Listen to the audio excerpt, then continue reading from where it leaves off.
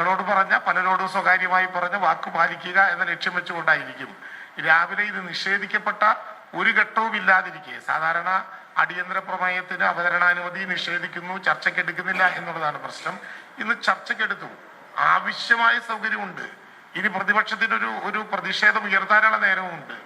ഞാൻ അതൊന്നും കണക്കാക്കാതെ വളരെ ബോധപൂർവം ഈ പ്രശ്നങ്ങളിൽ നിന്ന് രക്ഷപ്പെടാനും ഇത് ചർച്ച ചെയ്താൽ പറയാൻ ബാക്കിയുള്ളതെല്ലാം ഭരണപക്ഷം പറയും എന്ന പേടി കൊണ്ടും തന്നെ പ്രതിപക്ഷം ഇത് ബഹിഷ്കരിക്കുന്നു. ഇത് കേവലം ഒരു നിയമസഭാ ബഹിഷ്കരണമല്ല, കേരളത്തിന്റെ ജനാധിപത്യത്തിനോടുള്ള കടുത്ത വെല്ലുവിളിയാണ്. സഭയുടെ നടുത്തളത്തിലിറങ്ങിയതും സഭയുടെ സ്പീക്കറുടെ ചേംബറിൽ കയറിയതുമായിട്ടുള്ള മുന്നനുഭവങ്ങളുണ്ട്, ശരിവെക്കുന്നു. ഏതെങ്കിലും വിധത്തിൽ അതിന് അനുസൃതമായിട്ടുള്ള ഒരു പ്രതിഷേധ ശബ്ദമുയരേണ്ട വിധത്തിൽ ഏതെങ്കിലും പ്രകോപനം ഉണ്ടായോ? നിങ്ങൾ പൂർണ്ണമായും കേട്ടു നിന്നതല്ലേ? പ്രതിപക്ഷ നേതാവിന്റെ എല്ലാ ദിവസത്തെയും രാവിലത്തെ പ്രാർത്ഥന അദ്ദേഹം ഇന്നാണ് വെളിപ്പെടുത്തിയത്, ദീർഘമായൊരു കാലത്തിന് ശേഷം.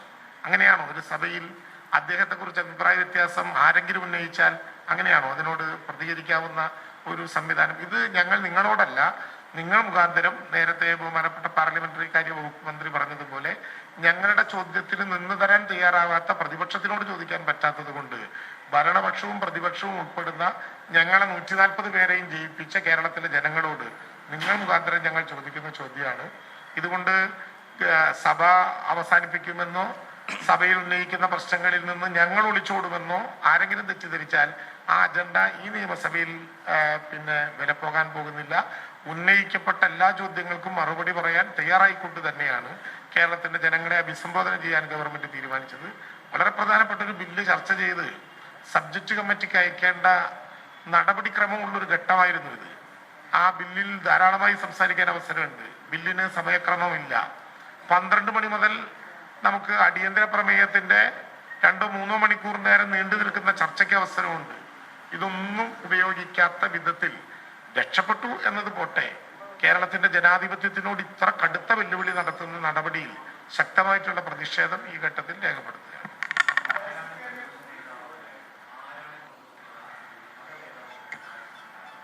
അല്ല, ആ ചോദ്യം സ്പീക്കർ തന്നെ വ്യക്തമാക്കിയല്ലോ, അത് നിങ്ങൾ കേട്ടിട്ടുണ്ടാവും. എന്നുവെച്ചാൽ സ്പീക്കർ പ്രതിപക്ഷ നേതാവിന് മൈക്ക് കൊടുക്കുകയാണ്. മൈക്ക് കൊടുക്കുമ്പോൾ ഹൗസ് ഓർഡർ ആയിരിക്കണം, അതുകൊണ്ട് എല്ലാവരും സീറ്റിലിരിക്കാൻ പറഞ്ഞു. അപ്പോൾ പ്രതിപക്ഷ നേതാവ് സംസാരിച്ചു കൊടുക്കുമ്പോൾ അദ്ദേഹത്തിന്റെ മുമ്പിൽ നിന്ന് ഒരു സൂപ്പർ പ്രതിപക്ഷ നേതാവായിട്ടൊരാൾ നേരെ മോഡി കയറി സംസാരിക്കുകയാണ്. അപ്പൊ അദ്ദേഹത്തോടാണ് സ്പീക്കർ ചോദിക്കുന്നത്, ആരാ പ്രതിപക്ഷ നേതാവ്? അപ്പൊ യഥാർത്ഥത്തിൽ കേരളത്തിലെ പ്രശ്നം എന്താ? ആരാണ് പ്രതിപക്ഷ നേതാവ് എന്ന് വ്യക്തമാക്കലാണോ, അതോ അടിയന്തര പ്രമേയത്തിൽ ഉന്നയിച്ച പോലെ ഞങ്ങൾ RSSന് വിധേയമായിരിക്കുന്നു, മലപ്പുറം ഇതാകെ പ്രശ്നമാക്കിയിരിക്കുന്നു,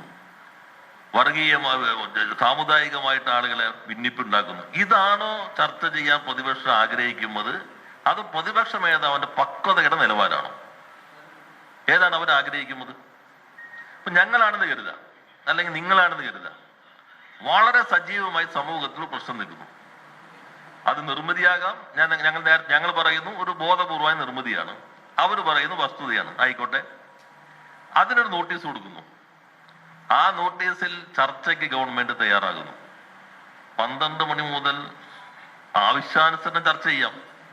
അതിലാകെ ഉള്ള ഒരു വ്യത്യാസം, പ്രതിപക്ഷ മേധാവിനും യഥേഷ്ട സമയമെടുക്കാം. ഈ സഭയുടെ ഒരു പ്രത്യേകത, പ്രതിപക്ഷ മേധാവിന് 10 മിനിറ്റ് എന്ന് പറഞ്ഞാലും അദ്ദേഹത്തിന് ആവശ്യം സമയം കൊടുക്കും, അവസാനം അദ്ദേഹം പ്രസംഗിക്കും. പക്ഷെ അടിയന്തര പ്രമേയം ചർച്ച ചെയ്യുമ്പോൾ ഒരു പ്രശ്നം, മറുപടി മുഖ്യമന്ത്രിയാ പറയാം. മറ്റതാണെങ്കിൽ ഇറങ്ങിപ്പോക്കാണ് അവസാനം. നോട്ടീസ് അവതരിപ്പിക്കും, മുഖ്യമന്ത്രി വിശദീകരിക്കും, പ്രമേയ അവതാരകൻ അവതരിപ്പിക്കും, മുഖ്യമന്ത്രി മറുപടി പറയും, സ്പീക്കർ തീരുമാനം എടുക്കും, പിന്നെ ഒരു പ്രസംഗവും, അത് കഴിഞ്ഞിട്ട് ഇവിടുത്തെ ഒരു പ്രസംഗവും ഉണ്ട്. ഇതാണ് സാധാരണ ഒരു സ്ക്രീൻ പ്ലേ. ഇതിലെന്തെന്ന് വെച്ചാൽ ഞങ്ങളുടെ ഇടതുമുന്നണിയുടെ MLA എല്ലാവരും പ്രസംഗിക്കും, UDFനും പ്രസംഗിക്കാം, പ്രതിപക്ഷ നേതാവിന് ആവശ്യാനുസരണം പ്രസംഗിക്കാം, മുഖ്യമന്ത്രി അതിനനുസൃതമായി സമയമെടുത്ത് മറുപടിയും പറയും. അപ്പൊ ഇതുവരെ കെട്ടിപ്പൊക്കിയതൊക്കെ ഒരു കുമിള പോലെ തകർന്നടിയപ്പെടും. അപ്പൊ അതുകൊണ്ടാണ് കേരളത്തിൽ ഞങ്ങൾ RSSന് വിധേയമായെന്നതല്ല പ്രശ്നം, അല്ലെങ്കിൽ മലപ്പുറത്ത് അധിക്ഷേപിച്ചു എന്നതല്ല പ്രശ്നം, പ്രതിപക്ഷ നേതാവിന് പക്വതയുണ്ടോ ഇല്ലയോ, ആരാണ് പ്രതിപക്ഷ നേതാവ്, ഈ പ്രശ്നത്തിലേക്ക് കേരളത്തിലെ പ്രതിപക്ഷം ചുരുങ്ങിപ്പോയി എന്നുള്ളതാണ്. ഇതാണ് നമ്മൾ കാണേണ്ട വസ്തുത. അല്ല, അതെല്ലാം അതിൻ്റെതായ നടപടിക്രമങ്ങളുണ്ടല്ലോ. സ്പീക്കറാണ് തീരുമാനിക്കുക. അല്ല, ഈ കാപ്പട്ടിക്കാർക്ക് പെട്ടെന്ന് നില തെറ്റിപ്പോവും വസ്തുത പറഞ്ഞു കഴിഞ്ഞാൽ. അത് പറ്റാ അല്ല, അതൊക്കെ പോയല്ലോ, അതെല്ലാം ചർച്ച ചെയ്തല്ലോ. അതിനേക്കാളും 7 ചോദ്യം പ്രതിപക്ഷാംഗങ്ങൾ ഉത്തരം പറയാൻ ചോദിക്കേണ്ടതായിരുന്നു. 7 ചോദ്യം. ആ അവസരം അവർ പാഴാക്കില്ല ചെയ്തത്. അല്ല, അത് മാത്രമല്ല, ആ ഭാഗം കഴിഞ്ഞല്ലോ. പ്രതിപക്ഷത്തിന്റെ ചോദ്യം സ്റ്റാറായി വന്നതിനേക്കാൾ അപ്പുറത്തല്ലേ സ്റ്റാറിൽ എന്ത് സംഭവിക്കും. സ്റ്റാറിൽ ഈ ചോദ്യം വന്നു എന്ന് കരുതാം. ഒരു മറുപടി, ഒരു ഉപചോദ്യം, വേറൊരു ഉപചോദ്യം, തീർന്നല്ലോ. ഇതോ പ്രതിപക്ഷം തന്നെ സംസാരിക്കാൻ പറ്റുമോ? ഈ പ്രശ്നം തന്നെ സ്റ്റാറായി ഇപ്പൊ ഇവർ മുന്നേ അടിയന്തര പ്രമേയത്തെ നോട്ടീസ് അറിയ പ്രശ്നം ഉണ്ടല്ലോ, അത് സ്റ്റാറായി സഭയിൽ വന്നു എന്ന് കരുതാം. ഈ ക്വസ്റ്റിന്റെ പ്രാധാന്യം പരിഗണിച്ചിട്ട് പ്രതിപക്ഷ നേതാവിന് പ്രത്യേക പരിഗണന നൽകി സംസാരിക്കാൻ സഭാ ചട്ടങ്ങളിൽ വകുപ്പില്ലല്ലോ. ആ വകുപ്പോടെ തുറന്നു കിട്ടിയേക്കല്ലേ. എത്ര നന്നായി പ്രസംഗിക്കാൻ പറ്റും, നല്ല പ്രാസംഗികരല്ലേ അവരെല്ലാവരും. അതെല്ലാം പറയാലോ, ഞങ്ങളെ കുറിച്ചുള്ളതെല്ലാം പറയാം, നിങ്ങൾ തയ്യാറാക്കിക്കൊണ്ടിരിക്കുന്ന കാര്യങ്ങളെല്ലാം പറയാം, അതെല്ലാം വിശദീകരിക്കാം. ഞങ്ങൾ മറുപടി കൂടി പറയും. അത്ര ഉള്ളൂ.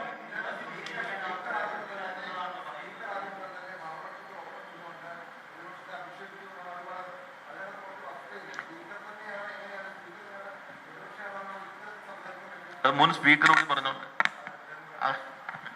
യഥാർത്ഥത്തിലെ